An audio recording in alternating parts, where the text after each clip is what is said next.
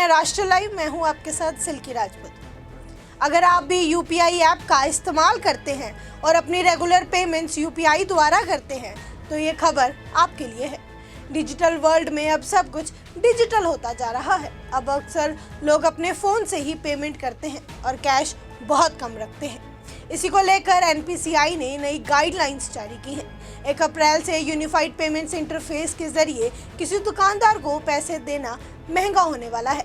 UPI को operate करने वाली संस्था national payments corporation of India ने सर्कुलर जारी करते हुए 1 अप्रैल से 2000 रुपये से अधिक के मर्चेंट ट्रांजैक्शन पर प्रीपेड पेमेंट इंस्ट्रूमेंट फीस लगाने की सिफारिश की है।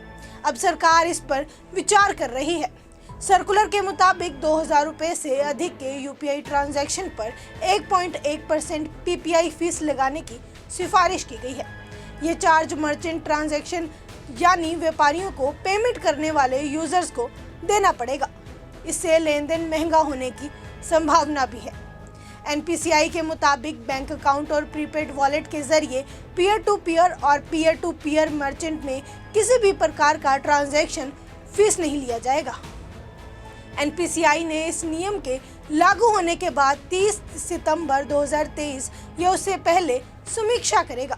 1.1% का चार्ज 2000 रुपये से ऊपर के पेमेंट पर लगाने की सिफारिश की गई है।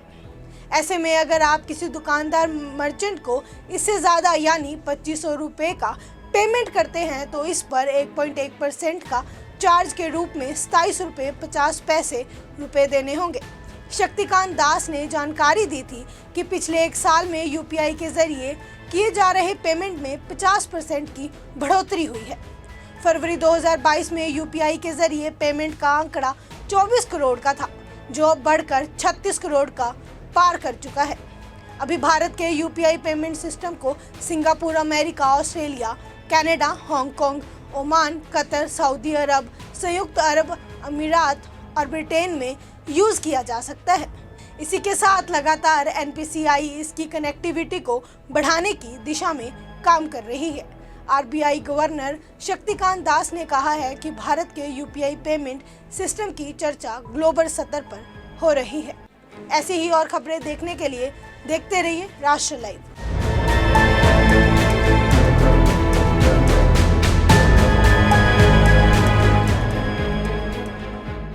नमस्कार, आप देख रहे हैं राष्ट्र लाइव। मैं हूं आपके साथ सिल्की राजपूत।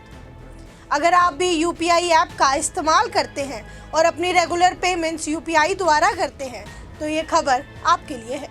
डिजिटल वर्ल्ड में अब सब कुछ डिजिटल होता जा रहा है। अब अक्सर लोग अपने फ़ोन से ही पेमेंट करते हैं और कैश बहुत कम रखते हैं।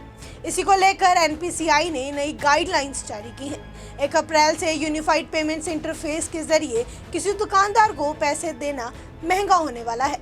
यूपीआई को ऑपरेट करने वाली संस्था national payments corporation of India ने सर्कुलर जारी करते हुए 1 अप्रैल से 2000 रुपये से अधिक के मर्चेंट ट्रांजैक्शन पर प्रीपेड पेमेंट इंस्ट्रूमेंट फीस लगाने की सिफारिश की है। अब सरकार इस पर विचार कर रही है।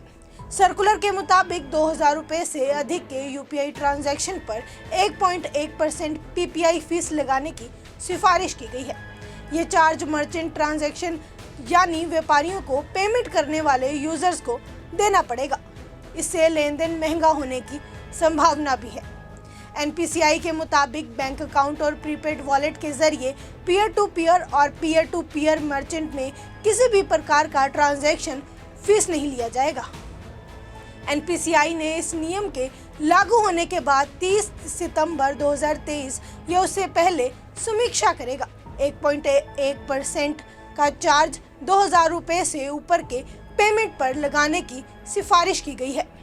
ऐसे में अगर आप किसी दुकानदार मर्चेंट को इससे ज़्यादा यानी 2500 रुपये का पेमेंट करते हैं तो इस पर 1.1% का चार्ज के रूप में 27 रुपये 50 पैसे देने होंगे।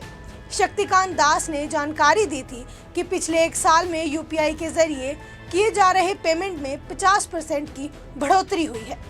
फरवरी 2022 में यूपीआई के जरिए पेमेंट का आंकड़ा 24 करोड़ का था, जो अब बढ़कर 36 करोड़ का पार कर चुका है।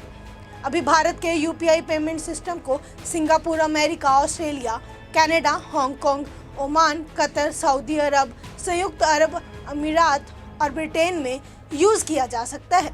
इसी के साथ लगातार NPCI इसकी कनेक्टिविटी को बढ़ाने की दिशा में काम कर रही है। RBI गवर्नर शक्तिकांत दास ने कहा है कि भारत के UPI पेमेंट सिस्टम की चर्चा ग्लोबल स्तर पर हो रही है। ऐसी ही और खबरें देखने के लिए देखते रहिए राष्ट्र लाइव।